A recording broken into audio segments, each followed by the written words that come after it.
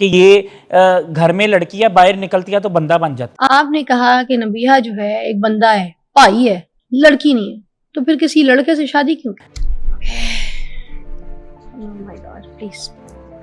نہیں میں بتاتا ہوں، یعنی کہ باہر یہ ان کا ایک اچھا جیسٹر ہے کہ یہ باہر اگر لڑکیوں والی ادائیں دکھاتی نا تو وہ تنگ کرتے یہ ہیں. باہر والے سے، معاشرہ میں نے باہر والے سے سوال نہیں کیا، میں نے ابھی گھر والے سے کیا ہے. نہیں، گھر میں تو یہ لڑکی ہیں. تو پھر آپ نے پھر یہ کیوں کہا کہ یہ پائی ہے؟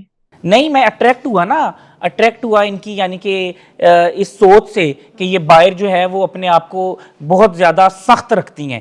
سخت مطلب ان کا جو رویہ ہوتا ہے، ان کا بیہیویئر ہوتا ہے بڑا سخت ہوتا ہے. اگر وہ نرم ہو جائے لڑکی کا تو وہ آپ کو پتہ ہے آج کل کا معاشرہ کیا ہے، تو ہریسمنٹ بھی ہوتی ہے.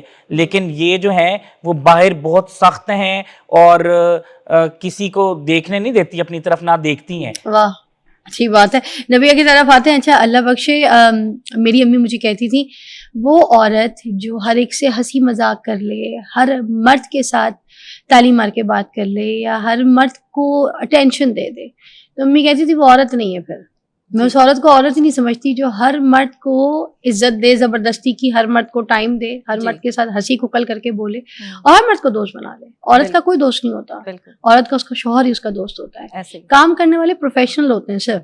تو اس رویے کو آپ نے کیسے نبھایا، آپ کیسے لے کے چلی اور پھر آپ کو یہ حارث مل گیا؟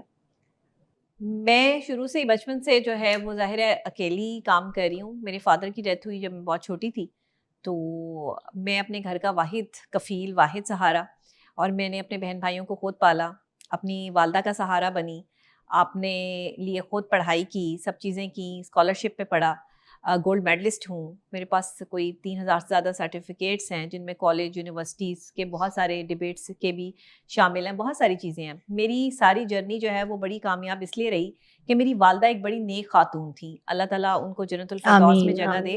ابھی 4 مہینے پہلے ان کی ڈیتھ ہوئی ہے، اور وہ بس ایک ہی بات مجھ سے کرتی تھی کہ نبیہہ تم جس فیلڈ میں ہو وہاں عورت کا مضبوط رہنا بڑا مشکل کام ہے.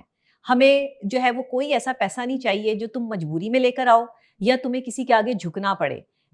تم میری بیٹی ہو اور میں سید فیملی سے ہوں، اور سید کبھی کسی کے آگے جھکتا نہیں ہے، تو کبھی کسی کے آگے جھکنا نہیں، اور اپنی عزت کی حفاظت ایسے کرنا جیسے بیبیوں نے کی ہے، اور اپنا کردار اتنا بلند رکھنا کہ تمہیں یہ احساس رہے. یہ میری والدہ کی نصیحتیں تھیں مجھے. دیکھیں میں بہت کچھ تو نہیں کر سکی، لیکن میں نے اتنا ضرور کیا کہ جب میں نے یہ دیکھا کہ اگر ایک مرد پہ میری پہلی نگاہ اٹھی ہے تو میں نے دوسری نگاہ نہیں اٹھائی.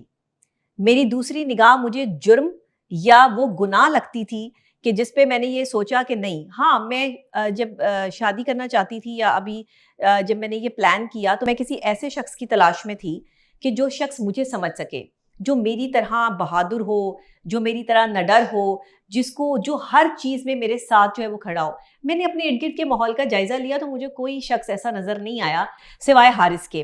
اپنے 2 بھائی اور ایک والدہ کا سہارا بنی ہوئی ہے. اس کے لیے لوگوں کی نظروں سے بچنا، اپنا پیسہ کمانا، اپنے گھر کو چلانا اور اپنی والدہ کی عزت کو قائم رکھنا. مجھے اچھا نہیں لگتا تھا کہ میری والدہ جو ہے وہ کہیں جاب کریں یا وہ کسی کو پڑھانے بھی جائیں. میں اس معاملے میں بالکل مردوں جیسی سوچ رکھتی ہوں کہ ایک عورت جو ہے وہ پردہ دار ہونی چاہیے، اور ایک عورت اگر میں کہیں کفالت کسی کی کروں تو میں اپنی بہن بیٹیوں کو گھر سے باہر نہ نکلنے دوں. یہ میرا مردوں والا جو ہے وہ ذہن تھا اس ٹائم بھی. اور یہ جو مجھے مرد کہتے ہیں نا، یہ کسی اور سینس میں کہہ رہے ہیں، یہ اس سینس میں نہیں کہہ رہے کہ یہ مرد ہے. تو میں نے، آپ یقین کریں کہ مرد کی، مجھے اچھا نہیں لگتا تھا. میری والدہ نقاب کرتی تھی، برقع پہنتی تھی.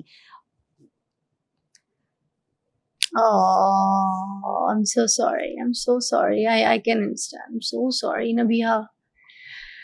Okay. Oh my God. Please pass this. Okay. Please, Nabiyah. Come on. Come on, you're a brave girl. Haris bhai. G Please.